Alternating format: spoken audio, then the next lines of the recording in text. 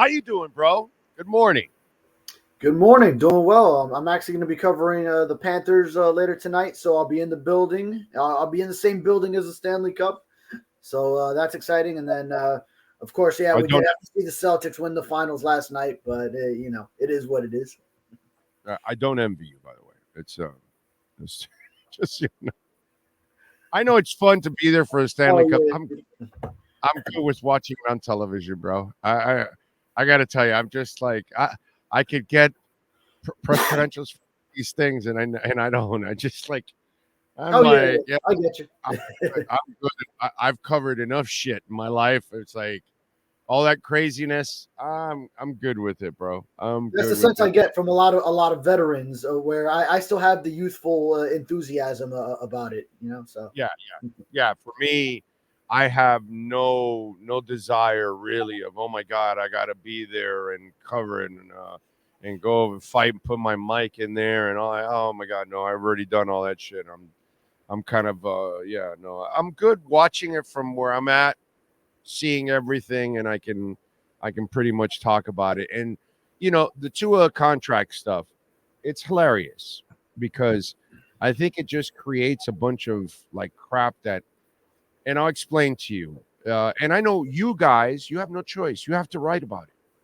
So you have to write about it, and why is it taking long, and this and that, and are they lowballing him or this or whatever? And to me, it's a whole load of shit because behind the scenes, this is what's going on. First of all, what happens with all of these deals lately with Brandon Shore and Chris Greer and company? They sign Sealer, and you're like, holy shit, that's a great deal. They signed Austin Jackson. Holy shit, that's a great deal. You guys are writing, oh my God, they paid Devonta Smith all this money. What are they going to have to pay Waddle? And then they get the deal done with Waddle, and you're like, hey, wow, that's a pretty good deal overall. Like, it doesn't matter where it's at. Like, even Teron Armstead had him kind of by the balls, right? But then he talks about, possible retirement. They go and they tweak the deal in their favor so they can get the hell out of it. The Tyreek Hill deal sounded like big money then, right? Now, a couple years in, that deal is already like fallen by the wayside, like it's behind several deals already. So you're worried about something that you shouldn't worry about because they get all their deals done. And then in the end, you start to go back and go, God damn, dude, they got Jonnu Smith at a pretty decent price. Wow, that was pretty good. They got Austin Jackson at a pretty decent price. And you start to go back and look at those contracts, and you're like, wow, they constantly work like, Connor Williams. They didn't break the bank for him. They didn't break the bank for the guy they got now, Aaron Brewer, yeah, right? Brewer, yeah. Mm-hmm. Yeah, what are they paying him? 6-7 million a year or something for a starting center? Are you kidding me? I mean, so in the end, whatever the Tua deal is, it's not going to be a deal that you're going to be freaking out or whatever. And in 2 or 3 years from now, you're going to say, oh, well, Tua's now like the 7th or whatever. And if he's balling, you're going to go, wow, what a bargain. It's going to be fantastic. So it's so much overreaction over the fact that the front office overall is pretty freaking responsible, and they cut good deals most of the time that are beneficial for the team. And then on the flip side, here's the other thing. What are you doing right now, David? What are NFL players doing right now? Are they playing a game? Maybe Madden, if anything. Are they training camp? No. Are they in preseason?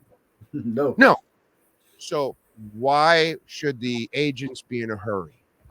They could be slow walking it. They could be really smart and professional, and they could be haggling over little things because I still think I know I saw Fowler report on Sunday that they're in the ballpark. I think they've been in the ballpark for a while. That's why they're doing all these other deals. But I think they could be haggling over some bonuses, some guarantees this year, that year, injury, this. And at the same time, he's buying himself some time. He's letting some of these other deals happen. We still have the Love. We still have the Purdy deals. So on the flip side, it could be a Tua agent thing that he's smart, where there's no hurry to sign a deal. And Tua can walk up to you guys and say, well, the market is the market. and they could be a little dramatizing it themselves at the same time. Whereas the seeds, they're just kind of slow walking to see how much of the guarantees, because and the fans don't realize this, but you do. If the guarantees get a little bit more, whatever, that doesn't really matter or anything, because that's on the back end of the deal anyway. So that'll be tweaked on the back end. So they could be just buying themselves some time too, because there's no hurry to do this. Nobody's doing anything. It's the off season. We're not playing a game. Training camp's not around the corner or anything. There's no pressure. Yet you guys have to write about it. Fans have to panic about it. But really, in the back end of it, we've seen these deals that usually happen later on as it is. So to me, watching everything else happen, even adding Calais Campbell, brother, I don't have 1 ounce of concern about this Tua deal at all, dude. At all. But you go ahead after I've long-winded explained this whole thing. Yeah, I'll start with your last point first. That every contract that comes up for any quarterback in the NFL, it helps Tua because the price just keeps going up with each one of these. So yeah, any delays in the end is beneficial to Tua and his representation, because then you see Jared Goff get his 53 per year, and then all of a sudden, okay, now that's a big number. So if Jared Goff got that, what's Tua going to get? And then Trevor Lawrence, who has undoubtedly his production in his first 3 years in the NFL compared to Tua, it does not compare. Yeah. It does not compare. So then if Tua sees Trevor Lawrence get 55 per year, and yeah, Trevor Lawrence has that one playoff win. It came against Justin Herbert. Something had to give there. One of them had to get that one. One player won the first half, and then the other one won the second half by a lot, and then that's how you had a huge comeback. But that's kind of like the only thing that Trevor Lawrence would have on Tua. Everything else, when you look at statistically, goes into his favor. So Tua's going to probably want more than him, even though they were already in that ballpark, I'm sure. And to your initial point that what you see now isn't going to be so burdensome in years to come. Yeah, we see it with Tyreek Hill that he wants more money now after 2 seasons here. Yeah. I'm sorry. Continue there. I'm sorry. Go ahead. Yeah.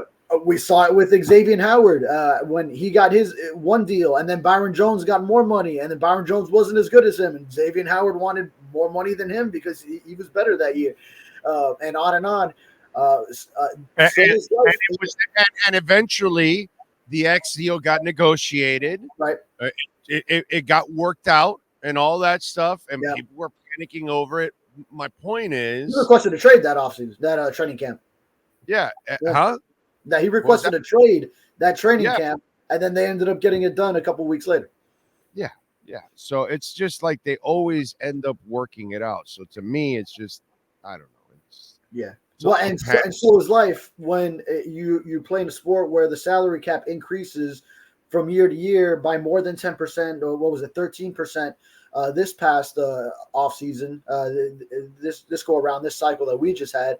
So yeah, these deals very quickly become outdated, and then they end up becoming a bargain pretty much the very next off season, and then the player ends up feeling like they were the ones that got the short end of it in two seasons time. Like look at Josh Allen and Patrick Mahomes when their original numbers were 45 per, and now that seems like a laughable number for some of the top quarterbacks, especially Mahomes, who was then delivered back-to-back Super Bowls, even with Tyreek Hill gone from the Chiefs, and all the drops that he's had, and tackles that haven't been blocking, and all these other things, and he's still getting it done, even at his rate. So, in a couple of years' time, then whatever number it is now, I mean, I remember talking to someone inside the organization that was thinking, by the time Tua's up, we're going to have to be looking at $40 million per year.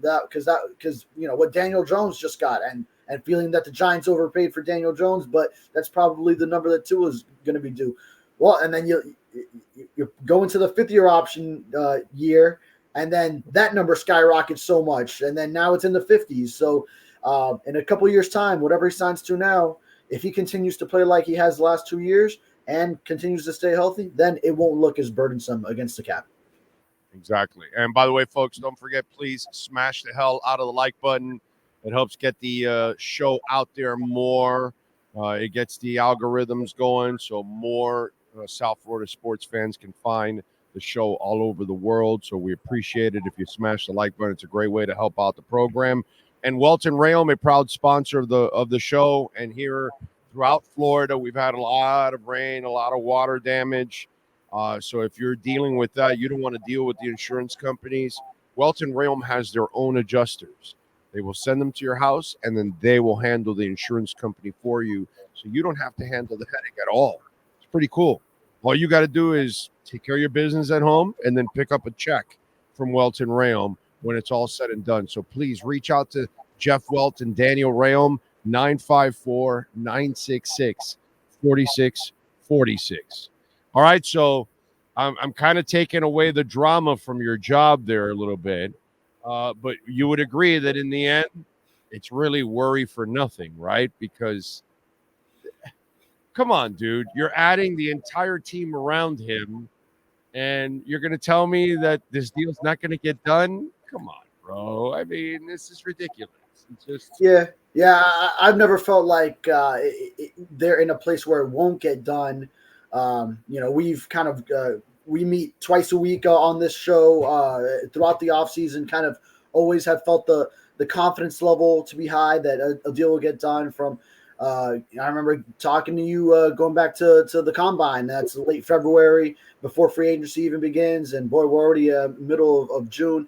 Yeah, we were always thinking, okay, is it going to get done soon? No, probably a little bit later. We get a couple months in, probably once June hits, Xavier Howard money, this and that, and then right now, we're still not at that point, but it's a lengthy process. So yes, you want to see it get done at some point, and the more the Dolphins wait, the more the price goes up. But these negotiations take time, and I'm sure there's a lot of those little guarantees and full guarantees that are and some of the bonuses that need to get worked out, all the little intricate details in the deal. Yep. No, I'm with you there. All right. What are you working on? Yeah, this week, well, I just posted yesterday about Devon Achane, how he's been getting stronger this year, also working on his route running with the wide receivers, to be lining up more out wide. So that's an exciting offseason for him as he goes into year 2. And also now you're still feeling Tyreek's going to have the same kind of year he's had the last 2 years?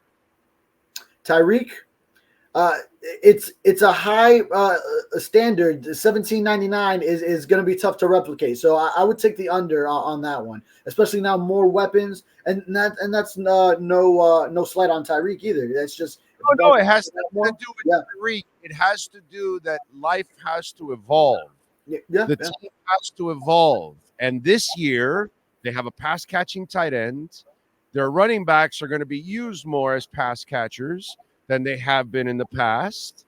And you added Odell Beckham to the team along with several slot receivers, okay, from Burials all the way through the Washington boys, okay? Trust me, he has unless there's a shit ton of injuries or something, this is going to be a different offense. And, when you wrote that whole A-Chan thing and everybody else is talking about it, it kind of that starts to hit you in the face that Tua needs to spread the ball around more, that Mike McDaniel needs to spread the ball around more, which means you're not going to be as Tyreek dependent as you've been in the past. Yeah, Tyreek could go for 400, 500 yards less and then actually have it be a better season for both him and the offense. Just he could have more TDs and less yards this year.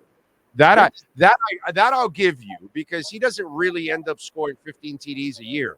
But in this offense, it could be where he scores a lot of TDs, but he has less yards this year. Yeah. That makes a lot of sense. Absolutely. And then aside from that, we should get introduced to Calais Campbell pretty soon here. So get to interview him, get his perspective joining the Dolphins. Coming back to Miami where he played his college ball. Back in the Orange Bowl days, he's that much of a veteran that he played in the Orange Bowl. Yeah, no, I know. And I'm that much of a veteran that I covered him when he was in the Orange Bowl. So, yes, covered plenty of Canes in the Orange Bowl. So that's good. Those are We'll my have high school days, the one when he was in college. That's good. We'll have something to talk about on Friday after you have your conversations with him and other things as you develop your stories along the line throughout the week. Follow him on Twitter at David Furones _. Make sure you subscribe to the South Florida Sun Sentinel. David, as always, my brother, I appreciate you. Have a fantastic day. Enjoy your conversation with Calais Campbell, sir. Yes, sir. Thank you. You got it. There you go. David Furones and our Welt Rheaume Miami Dolphins report: bankruptcy, homeowner property damage, condo damage, criminal defense, business owner claims, commercial litigation, personal injury. Jeff Welt is a huge Canes, Dolphins, Panthers, Heat fan.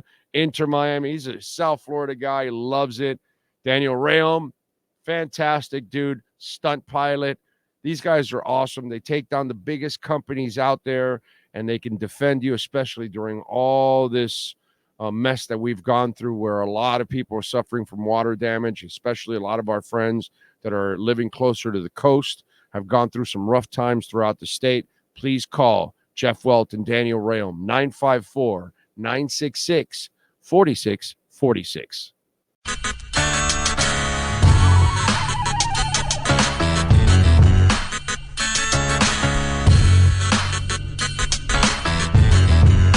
This is the Big O Show. This is the Big O Show.